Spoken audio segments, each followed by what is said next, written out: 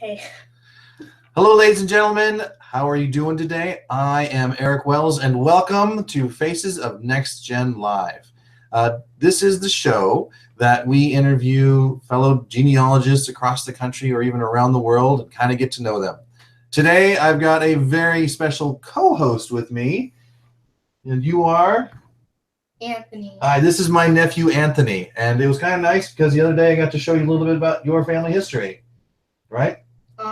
Yeah. Yeah. And how old are you? I'm 12. All right, cool. So this is my 12-year-old co-host, but more importantly, we have on the line Devon Noel Lee from Family History Fanatics. Hello, Devon. Hey, how's it going? It's going really good. Awesome. And so, how are you doing? What have you been up to? The question is what I haven't been up to. I'm a busy mom of 5 kids that I homeschool. One would think that we've been out of school, but we've been in summer swim season for 2 weeks. And so in the morning from 8 to 11, I've been at the pool while my kids are in the water for their different lessons. But that just ended Saturday, so finally we can relax because it was 5 days a week, and that's just a little bit much. But it's only 6 weeks. So. You kids are out of school. You guys are out of school now, aren't you? Yeah. When do your kids go back to school? My kids actually started summer school today. Oh, okay. Yeah. So we homeschool year round, so that when there's times, like I went to China with my husband earlier in April, and they did a little bit of school, but then they got to take a few days off in the middle of April when most people don't. So we just kind of keep going year round and take breaks whenever we need them. Got it. Well, that's not bad, going to China and having your kids hang out somewhere else. It was amazing. And you know what? While I was over there, I'm thinking, this is the weekend a genealogist could come, because it was a family history holiday. You're supposed to go back to the tombs of your ancestors and burn things and honor them. So, but it had to be made of paper. So many people would burn money, and then some people would burn a piece of paper that had an iPad on it so that their ancestor could have it, but then maybe their ancestor would give them one. And the best one I heard was a picture of an American girl. Just anyone. So the Chinese would burn a picture so their ancestor would send them an American girl. What? So the tradition is, did you hear that? The tradition is you like burn a sheet with an image on it, and you burn it for a specific ancestor, and that ancestor will receive whatever is on whatever the picture is. Yeah. I've never heard So of what that. do you want? What would you like? Well, yeah. What would you want to have if you could burn something and Picture? yeah. A pool. That is Cool. Okay. You know what? People burn pictures of that. I can't promise their ancestor gave it to them, but people try. I love it. All right, so Well, you would burn, but then you'd also clean up the gravestones as well, and the different things. But so I kept thinking, what if we had a holiday like that in America? Think of how better kept our cemeteries would be if we returned to the cemeteries and had a 3-day national holiday to go take care of the cemeteries. That'd be kind of cool. and you can almost kind of see the families that either no longer had living ancestors, or maybe they moved out of the area or something like that too. Absolutely, because some lines die out and they are never going to have anybody to come visit. I have a deceased fiance who never married my great-grandmother, if that makes any sense. Yeah. And he was the last in line. So nobody's going to come visit him. And then I have a godfather. Again, he had never had any children. Nobody's going to come visit him. So yeah, it would be really kind of great to go clean up your local cemetery on behalf of those who can't come visit, or those who don't have any descendants to visit. So it's just a neat holiday. Got it. That's kind of cool. It's kind of serendipitous. So, Yeah. I got a whole list of questions here to ask you, and Anthony's going to ask a couple of them too. Great. You want to ask the first one? No, absolutely not. Okay, I'll ask the first one. Uh-oh. So, I'm worried. how old are you? And I feel kind of bad asking that, but you can give a date range if you want. How old are you? Well, I'm 29, and I've been 29 for at least a decade or more. That's awesome. You know, I'm 39, and I look much more worn than you do, especially for having 5 kids. Well, the reason I'm 29 is my mother-in-law, my husband's mom, she's 29 and I cannot be older than her. Got it. And she's been 29 for a while. All right, you want to ask the second question? No. Do you want to ask any questions? Yes, number 5. Number 5? Yes. Okay, number 5. When did you... Jump to number 5. No. Then I'll do whichever one is 5th. Okay. When did you start first researching genealogy? What kind of got you into the bug? Oh no, I'll ask 3. Well, there's an unofficial start and official start. So I'll start with an official start. With in the 90s for a church project, it was almost like Girl Scouts or Boy Scouts where you did a number of different things and you got this massive award when you were done. And one of the projects was family history. I never finished a massive award, but I've been working on family history since then. And boy, am I so glad genealogy has totally changed since that time, because I've done more in the last 5 to 10 years than I ever did when I first started out. So hooray for the internet. Yeah, the internet has totally changed the game of research. Really? I have 5 boxes of my Victoria's grandmother's research. And she had to type letters out and have like a carbon copy sheet behind with another sheet behind that. And so she could have a copy of her own letters that she typed out. Isn't that crazy? Wow. Yes. You know, my early contribution, was to take the old book of memorance that had copies and copies of everybody's charts. And I did the high-tech thing of putting them into personal ancestral file. Oh my goodness. But, you know, I did exchange letters, and so the unofficial start was really my mother. So she started genealogy when I was a little girl and then stopped as life got busy. She was a working mom. And so she had this box, and she would tell me about the box. And she would tell me the best thing she ever did was just sit with me with photo albums and tell me who's in there. She never labeled all of those photos, so shame on her. But she would tell me the stories, and it was great because my grandfather died. Her father died when I was a little girl, right after we moved to Texas. And I don't remember Papa at all. I don't.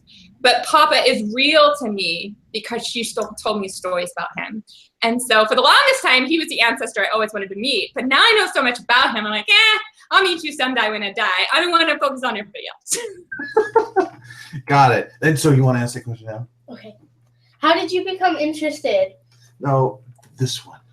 No. You don't want to ask that one? No. Okay. Because you kind of explained already, and you weren't listening. Then you ask it. All right, you got to pick another question. Okay. So you kind of mentioned an ancestor that you previously would have wanted to meet, but is there? But you said that it's no longer that person now. So who is the ancestor you'd really like to meet? I've heard lots of people answer this, and Melissa Frick was the best. She's like, all of them? I can't pick one. Now, I'll tell you why I have that same answer, but I did come up with an actual name. So the reason why I say can't do all of them is about 2 years ago, I was afraid I was going to die. And if I died, all the research I'd collected for the past 18 years would go with me, and my kids would have nothing to start with. My mom and my grandma and all my grandparents are all deceased. And I was like, you know, I need to get it out of my head and get it into written form. So I wrote a first draft, if you will, of over 120 ancestors. And I have more than 120 ancestors back to the 6th generation because my grandma was adopted, which makes my tree bigger. Yeah. Pardon me, my nose. When I get nervous, my nose starts running. It's so funny. But anyway, so as I've written about everyone, and this is why we need to stop researching and start writing, as I wrote about everyone, they all became real to me. So there's all these questions I want to ask them. So it's really, really hard to pick one. Yeah. But if I have to pick one, I'll pick the one that I've researched the longest and written about the longest, and that would be my 3rd great-grandfather, Joseph Geisler, because I want to go back into the 1850s because he was in Baden, and around 1848, there was the German Revolution, and that triggered a lot of Germans coming to the Midwest. And he wound up in Columbus, Ohio, but he seems to have been just one person. I don't see any other relatives. So I want to follow him on that journey. Ideally, find out who his relatives are, but why did he leave? Was he the pull trigger ancestor that he was going to go over, get everything set up, and then bring his relative? Was he escaping something, or did he meet the woman he married just a few years after he got to the United States and then just ran off with her family? I don't know. Yeah. And so I could write a story, but that's the big gap. And so if I have to pick somebody, I'll start with him. And then hopefully I can get in good with the time traveler machine dude. And then I can just keep going back again and again and again. That would be great. That'd be pretty cool. I like that answer. Oh, so we've got a question coming into the comments. You want to ask her that? No. You got to ask her a question. Yes, I will ask one of those. Okay. Well, so you and your husband have got a great YouTube channel, Family History Fanatics on YouTube, and we've got links in all the descriptions around the social interwebs. And so Melanie McComb wants to ask, let's see here, what got you and your husband started with your YouTube channel? What was the impetus there? Well, okay. So I love to teach. My greatest contribution in the genealogy world is to help beginners get started. And so one of the things I wanted to do was to teach anybody using YouTube, because videos are a great way to communicate, but also kind of let people know who I am and say, you know what, that Devon Lee, she has that channel. She's really educational. She's really and energetic. Why don't we invite her to come out to our conference and speak? So it was kind of like my business card, but then it just kind of morphed because I had so much fun. People were asking me questions and becoming engaged, and then we just kind of grew it. My husband started doing videos. One of my children started doing videos. So it's part of this whole education mecca business. And so that's what got started. And we love when people leave comments on our channel, so we know what they like, what they don't like. We can get a conversation going. It helps trigger the next videos that we make. Whenever anybody sends us questions, you could send us questions at familyhistoryfanatics@gmail.com and say, this is a question I have, make a YouTube video about it. And then we do that. We did that with one of our viewers just recently. She was wondering, how do you get started writing the first line and the first paragraph of your family history? And so we made a video for her. So we love to do that. We love when people say, hey, make a video about this. And that's how we got started, and that's what it's morphing into. And it's so fun. And so that email to send the video, or to send the video questions to, is familyhistoryfanatics@gmail.com. Is that right? Yep, that'll work. Or you can go to FH Fanatics at Twitter, or any of the links that Eric has shared for you for sure. But that's the definite one if you want to send a question or hire us to speak. Perfect. Ooh, I like that. That's our email. All right, what's the next question? No, that's not the next Yeah, this is the next question. We're right here. We asked about the ancestor. Now this is the next question. I didn't say I was. Okay. What is the most interesting or surprising discovery that you've had in your research? See, this is terrible one too. I don't have anything like earth-shattering. Some people have, oh, I'm related to this famous person. I mean, I'm 9th cousin to Elvis. Yay! But my grandmother was adopted, and so all of her life, she was born in 1920, all of her life, she didn't know anything about that side of the family. Now, I would love to say I know who bio dad is. I don't. Hopefully DNA will help that. There's no other way to figure that out. But the Facebook genealogy groups, ask genealogy questions, or Facebook U.S. Midwestern group, those Facebook groups. Somebody went on and said, hey, give us your brick wall. And I got a little snarky. I'm like, yeah, here's my brick wall. Yeah? Don't get snarky, because it'll come back to bite you. Anyway, so I told them, I didn't just say, here's my brick wall, figure it out. This is everything I've come to. And somebody gave me the clue. I wrote about it on my blog, about the clue of Agnes Anderson, and I was able to find out about Agnes Anderson is the mother of my grandmother. and I knew who she was, but I didn't know who her uncles was and who her grandparents were, and I know very little about her mom. And I was able to learn more. Newspapers helped me learn that Uncle Robertson was kind of a philanderer. Oh my gosh. and sued for my grandma, the one that's adopted, her inheritance or life insurance. She wasn't born in time for the birth mom to change the life insurance to her daughter. It was left with the uncle. Yeah, anyway. That sounds kind of surprising. Yeah, definitely. Like discovering an uncle who just couldn't, just liked to meet the women. Yeah, but you know, like we said earlier, the internet is so amazing. I'm so grateful for online genealogy because that's not the only cool discovery I've made. I found out that I'm right. I did a when-named place study, and everything was circumstantial, like Tom Jones teaches, inferential genealogy. And DNA proved me right. It was awesome. I love it. I've had that same experience too on my wife's line, and it was a excellent brick wall, and I had this theory, but the names weren't quite matching, but DNA certainly got my theory vindicated. It was awesome. I really enjoyed it. Isn't that the best feeling? That Yeah, I'm right. it is. And it's and then Victoria, my wife, was like, when I was presented the theory to her, she's like, no, I don't think so. And then when the DNA came back, she's like, all right, you're right, Eric.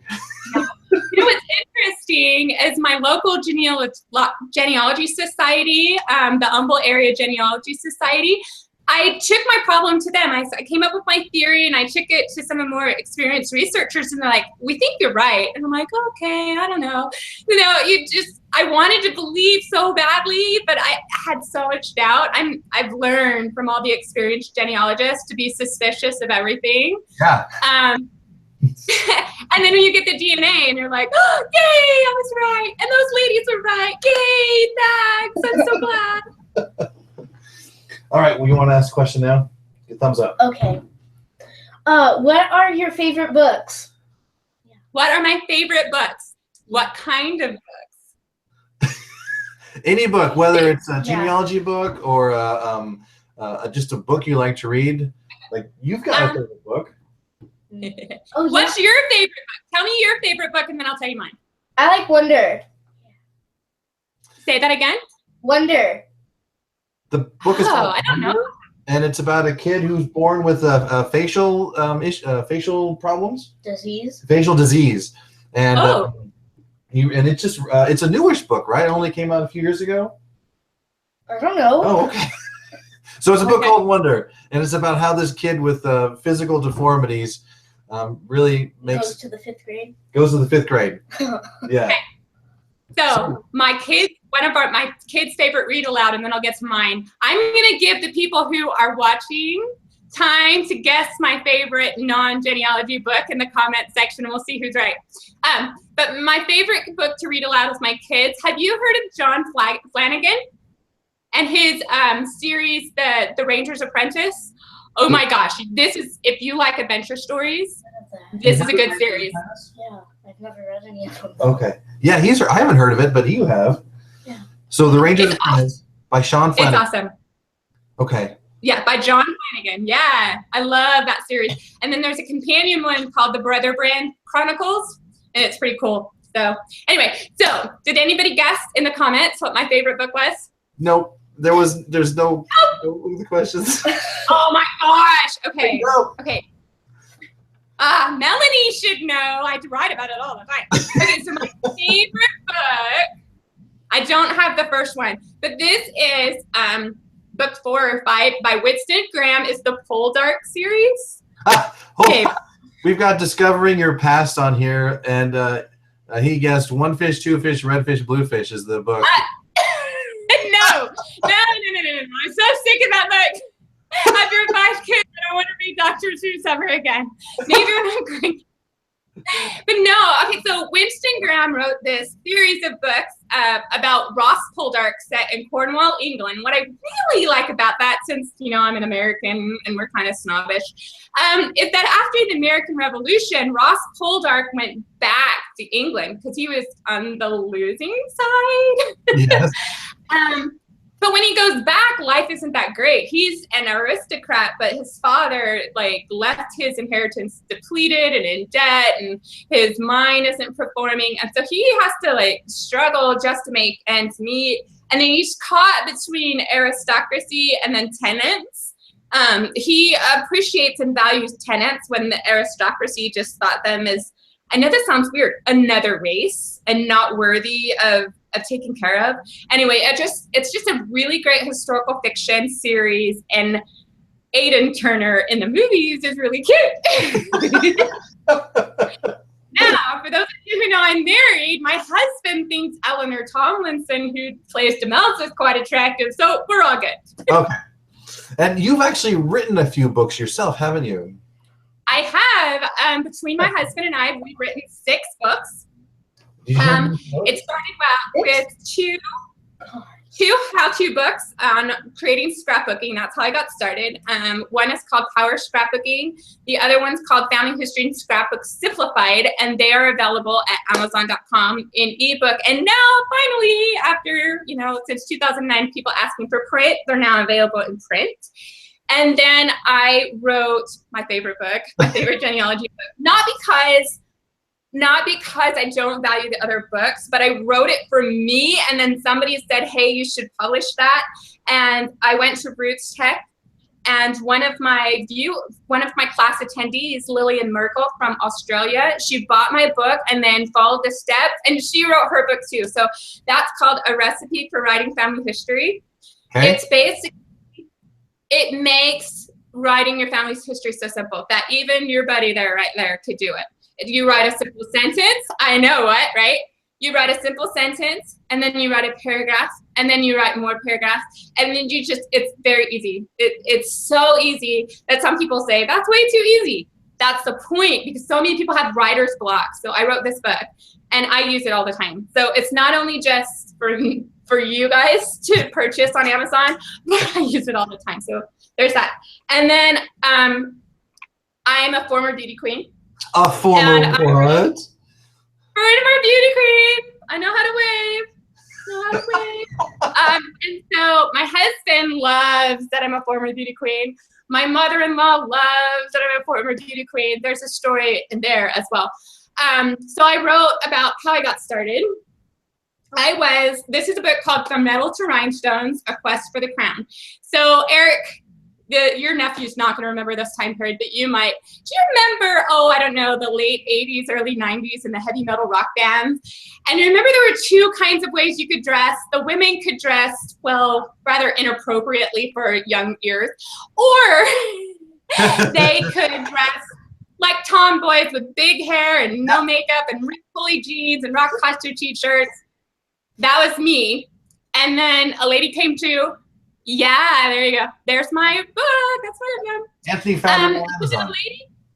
A lady came to school one day and she told me about entering a beauty pageant. And I wanted a Cinderella story. I wanted to be pretty and have a fairy godmother transform me. And so when I went home, my mom's like, yay, no more tomboy. My brother laughed his head off because he didn't think I was very pretty. And my father, he's like, you want to do what and spend money on what? He thought it was the dumbest thing ever. So if you want to read how the story goes, you need to get this book. It's on Amazon. But be sure that you put in Devon Noel Lee. I don't want to tell you why, but call me Devon anytime you want, but when you look on Amazon, Devon Noel Lee, 3 words. But Eric, you wanted to see something. Yes. Oh, that is so awesome. Did you see her tiara? Well, we happen to have something a little bit too. Do you? Let's see them. Oh, I love that one. You know that? Eric, you said that one's a Wonder Woman crown, but that kind of not completely looks like the Lord of the Ring, the Aragorn crown, you know? Yeah. All it needs to be silver and just expand it a little. All right, so We need to practice our waves. Okay, so show me your wave. You do your wave? Show me your wave. Ooh, that's a good one. Your nephew has a really good one. Okay, so there's two things to think of because your arm gets tired if you're in a parade. Okay? I mean, a parade's really long. So you can do the twist the light bulb. So just twist your light bulb. I'll open a little bit. Yeah, a little bit. So, but put it in front of your fingers and twist the light bulb. Twist the light bulb. Oh, okay, and the other one is a figure 8. But you do wrist, wrist, elbow, elbow, wrist, wrist, elbow, elbow, wrist, wrist, elbow, elbow. I do that. My hand looks so huge. That way your arm doesn't get too tired by the end. I mean, at the end of the parade, you're going to be tired of waving. But this is a problem with being a beauty queen. Don't you want to be a beauty queen? Yeah, you're not going to want to be a beauty queen when you grow up. Hey, there are pageants for boys. Let me tell you. My husband, one of the family history fanatics, he was in the Mr. Union pageant, and it was such a serious pageant that he wore bare feet, like the animal feet. Claws. Yes, thank you. Yes, with claws. Oh. Yes, we found it on Amazon too. There you go. That's it. Good job, Anthony. And then we have 2 more books, but you'll just have to go to Amazon and find those 2. What? So you want to write the next question? This was Yeah. awesome. Okay. All right, I'll ask the next. Do you have a favorite place that you like to research? To research, like a physical place, like I do research, or favorite area that I like to research because the records are so good. Like an area, like a library or your office itself or what have you. So I'm a homeschooling mom, and I love that the internet makes it so that I can be at home with my kids and do genealogy. And since I homeschool them, one of the things I like to do is sit at my desk watching them do their independent work and then get on Ancestry or MyHeritage or find my past, but it's family search mostly, and do research there. But I'm in the middle of writing at the 2nd, 3rd, 4th draft of one of my ancestors. So I'll get on Google and Wikipedia and all of those sites too. They really give you great information to fill out the story when you don't really know much about them. So if I'm going to do research, I'm probably going to be at the desk beating on my kids. So you don't call CPS on me. I really am not beating on them. I'm just, do your work. Do your work. So you kind of just do your research in spare moments between the homeschool and the kids, it sounds like. Yeah, absolutely, absolutely. And it's so great that we have genealogy, pajama genealogy. I call it stay-at-home mom genealogy, or just busy person genealogy, because if you think back 20 years ago, we could write letters, that's great. But if you didn't have time, money, or resources, you really couldn't get very far. And that's what I've been thinking about a lot. But when internet genealogy and online genealogy came, all of a sudden, a busy college student that I was at the time could start researching your family. As I had small children, when it was nap time, oh, that's a golden time to research. Or if it's 2 a.m. and a kid won't sleep because it needs to nurse or it's just crabby or whatever, I could just hold him and do some genealogy or writing, because writing is part of family history, which I firmly believe in. I could accomplish a whole lot. So anyway, I ramble. I'm sorry. That was quite all right. Let me catch up with some of the comments here. True Lewis of My True Roots says, LOL, someone actually told me I was preppy in the 80s. And Melanie McComb said, oh my God, awesome tiara. Totally loves your tiara. Or maybe she's talking about mine, or maybe talking about yours. But probably. Well, see, I like your Burger Queen crown, and that's pretty awesome. Discovering Your Past says, all hail King of Burgers. And then True Lewis says, ADAH, Alabama Department of Archives and History, takes all of their money. And Melanie McComb loves to just stay at home and do her research. Yeah, absolutely. Yeah. So that doesn't mean I don't like to go certain places to do research on site. But I've only had one real opportunity to do that because I live in Texas. It's another reason why I like online genealogy. It's because I live in Texas, and my most prevalent area of research is Columbus, Franklin County, Ohio. I know, very specific, but so many generations are from Columbus, and then Ontario, Canada. And not just Ontario, Canada, but the little peninsula, the little escarpment between the two lakes that connects into the Niagara Falls. I can't get there very often. I can't get to their state archives. I can't get to Salt Lake. I live in Texas, and all of my money goes to my kids, so, you know. So I'm so grateful for all of the online genealogy. And so for those stay-at-home moms or busy people, let's give a thumbs up for online genealogy. It's awesome.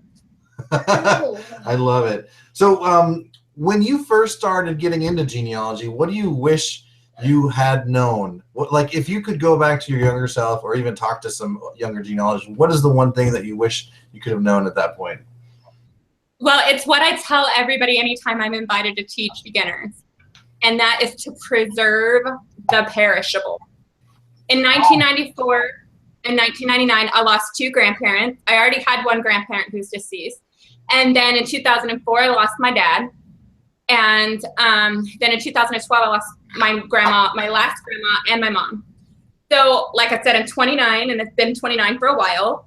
But if I didn't get started recording their stories, I would have nothing when I finally was old enough and had more free time to work on genealogy. Additionally, whenever I run into people at my workshops, they've inherited a whole lot of stuff because a relative died and somebody said, well, this is awesome, we'll just save this and give it to you and you deal with it. And most people who inherit these collections aren't hardcore genealogists, they don't know what to do with it. And so I wish I would have asked more questions, recorded more stories, labeled more photos, photographed more possessions, preserved some people's spit. Well, we didn't have any back then. For the DNA test. Oh no. Yeah. You're like, what? Spit? But you know, to take a DNA test, thankfully we have that now.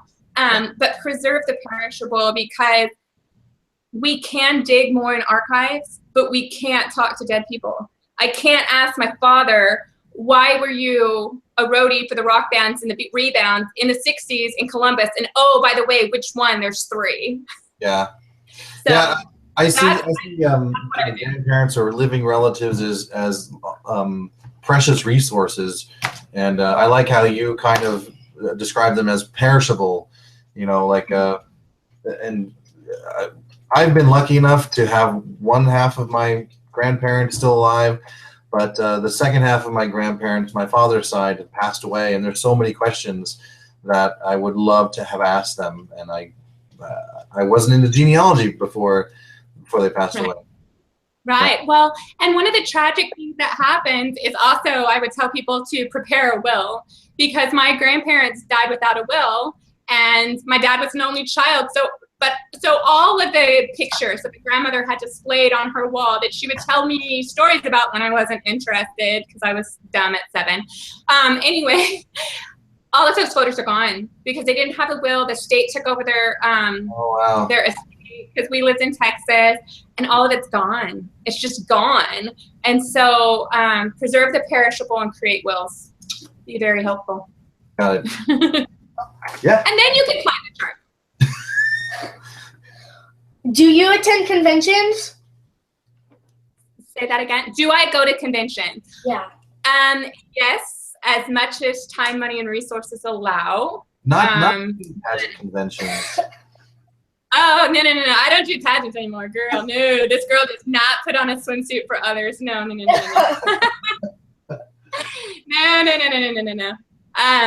You know, the best title I ever won was becoming Mrs. Lee, so I don't need to be in a pageant anymore. Kind of like my husband.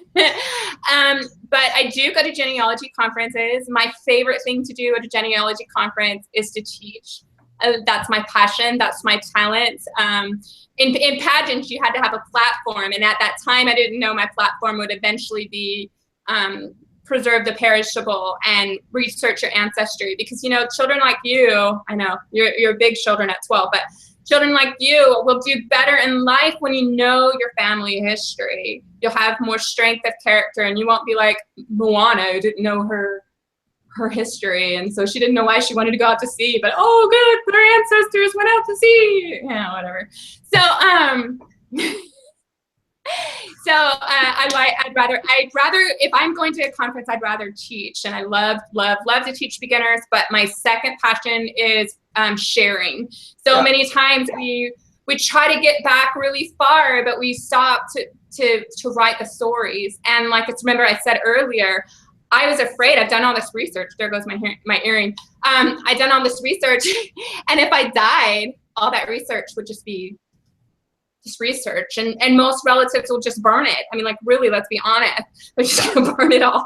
But if I turn it into a story, turn it into a book, write this book, from metal to rhinestone, so they know why did I ever get involved in a pageant, and I can tell my story rather than them correcting my story. Then people will actually save our research. So that's what I like to teach. That's like sharing and getting started. And what's the next convention you're going to be at where people can see you? A lot. You got it. I know we talked about this a little bit before. You got like a really busy schedule. I'm impressed. Yeah. Well, put it this way. I want to be like Visa. I want to be everywhere you want me to be. So, and in every way you want to learn. So that's why we have the books on Amazon. We have the YouTube channel. So not a conference, but every week we post on Thursdays. But in person, let's see, I have a lot. I'm going to do a 3-week writing course at the Clayton Library in downtown Houston. It's based on the book, A Recipe for Writing Family History. It starts July 8th, and it's July 8th, 15th, and 22nd.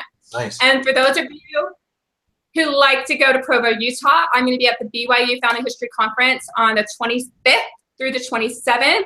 And if you see me on the 25th, can you say happy birthday to me, but really for my dad, because that's his birthday. And he would be 71 if he was alive. I miss my dad.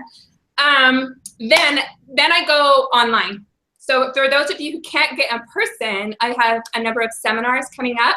For those scrapbookers or people who are thinking about scrapbooking, I have a scrapbook boot camp on September 9th, and Thomas McKenty is helping me with that. So you know it's going to be good. He's going to make me be good. And then my local genealogy society on September 23rd, we're having a virtual conference. So far, Michael Strauss, he's really good with military research. He's a great speaker. And Melissa Finley from Little Family Tree, myself, and I can't disclose the fourth person, we're going to be doing a webinar lecture. So if you want to know about that, be sure to check out that familyhistoryfanatics@gmail.com, and I'll put you on the list to be their early birds, and you'll get an early bird special. But the great thing about that conference is it's the fundraiser for our local genealogical society. Then in October, I know it's a lot. In October, I have a cemetery boot camp. Woohoo! We're going to talk about how to photograph gravestones without the pictures. And then also talk about cemetery research. And finally, you and I, and Andy, who's in another room, are going to be at what I like to call TextGen, Texas State Genealogical Society Conference in Katy, Texas, on the 20th. Did you get all of that? Yes, and it's all on your website, right? What? It's all on your website, right? Yeah. Right now, the website's devonnoellee.com, but it's going to morph to Family History Fanatics by the BYU conference in July. So. Yeah, I'm excited to meet you in person. You and I have just talked through the interwebs and talked face-to-face on video conference, but come October, you and I get to meet several of our friendliest genealogists in Texas. Absolutely. Texas is a great place, and October is good because it's not too cold for those of you in the north. I remember living in Iowa and New York, and you had to put like a big, huge coat on to go trick-or-treating. Like, why did we bother wearing costumes? Because nobody can see it. They just see our great coat. Anyway, well, it won't be heavy coat weather. So, but you have to have barbecue. When you come, plan on having barbecue. Got it. Yeah, we're gonna bring some costumes down and do some trick-or-treating with some family in Texas around that time. We're looking forward to it. Yes, don't look at me like that. I'm gonna wear a costume. Well, 2 years ago, it was in Austin on Halloween weekend, and I was Catwoman. I dressed up as Catwoman. You were cat. Well, I was there. You were? Well, Yes. it was a complete Catwoman, and I left my mask at home, or so I thought. It was buried in my car, so it was not the full great Catwoman. It was just like a dorky cat costume, but the rest of me was Catwoman. Yep, when Lisa Louise Cook was there, I'm sure I distracted her the whole time. All right, we got one more. I had my long black sleeves on. I had my gun, but you know, it's Texas. I thought you guys would start worrying. All right, what's our last question? You want to ask our last question? Yes. Where can people find you on the web? Oh my gosh. The best place to go is familyhistoryfanatics.com. Right now, it'll just take you to our YouTube channel, but within the next two months or so, it will be everything you need to know. But you can find us at Family History Fanatics at Facebook. Twitter makes you shorten it, so FH Fanatics on Twitter, and familyhistoryfanatics@gmail.com. Perfect. Oh, Perfect. and Amazon. Devon Noel Lee at Amazon. All right, you have one more question? No, you do. I do? Yes. What, do you have any questions for us? Yeah. Yes! Okay, young man. Who is your favorite ancestor and why? Do you have a favorite? An ancestor could be your dad or your grandpa or your uncle. About Bert, the guy who got in a fight in the cemetery? Oh, yeah. Yeah, do you want to tell him a little bit about that? Just tell you have Bert. Why? Because he I know asked you a about question. him. I told him a little bit about an ancestor, and it was like a crazy story. And I need to tell him some more, but we only had like an hour or so, right? We had like 2 hours. We had 2 hours? And we went over a lot. Yeah, and it kind of went in one ear and went out the other? Yeah. Okay. But I told him about a crazy ancestor named Bert Butendorp. Crazy. And he got in a fight in a cemetery over a wheelbarrow he borrowed. It's just so crazy. That's funny. I've got all these So newspaper articles about him. I'm sorry, what? I have another question. Yeah. For your nephew. He has to answer this. What is your favorite memory of either your grandpa or your dad? Because it's Father's Day yesterday. What's your favorite memory of your grandpa or your dad? I know, huh? That's too hard. It's too hard? Too hard. What's something you like to do with either one of them? What about your grandma? What's your favorite memory with your grandma? Yeah, her grandma. Or his grandma. I have too many. Just pick one. Taking her in the trailer on Christmas back to our house. So his grandmother lives in a assisted living home. Convalescent hospital. A convalescent hospital. She has MS and is restricted to a wheelchair. And we used to have a van that we could roll her up and tootle her around. Grandma we stole. But it kind of needed some work and it needed insurance and stuff. So in order to transport her around, they have a toy hauler, right? Mm-hmm. And so they took the toy hauler and we strapped her in. Strapped her into the and then we drove away to our house on Christmas. On Christmas. So that was your Aww. Christmas present, and you had to unstrap your Christmas present. No, Mikey did all that. Mikey did all that. Yeah. Well, Devon, You know why? Yeah. You know why I love to ask questions like that? It's because that's how family history starts. It always starts with a story. And so someone as young as 12 always has a memory of a relative. And if you record it, it'll be such a blessing for your other family members. So that's why I asked. Be sure to write it down. Yeah. Okay. I tricked you into doing genealogy. I think my interest in genealogy started. So who's next to you? Who's sitting next to you? Go ahead, introduce yourself. My name is Caleb Lee, and I'm also a family history fanatic. Hi, Caleb. Nice to meet you. And Hi. I've got Anthony here. He's not quite a family history fanatic, but we're getting him there. There you go. Devon, I really appreciate you taking the time to sit down and talk with us and kind of get to know you. This I had a lot of fun, and it was kind of goofy too, wasn't it? You got to practice your wave as we sign out. Everybody practice Okay. your light bulb wave. I'm going to. I have a countdown. Well, again, thank you so much, and we're going to go ahead and sign off here. We have another interview coming up at the beginning of July. I'm not going to tell you who it is yet, but look on Facebook and look on the Twitters and look here on YouTube, and you'll see when it is and who it is. But I'm also excited about it. Devon, you want to say anything before we sign off? No, just research your family history and be sure to preserve the perishable.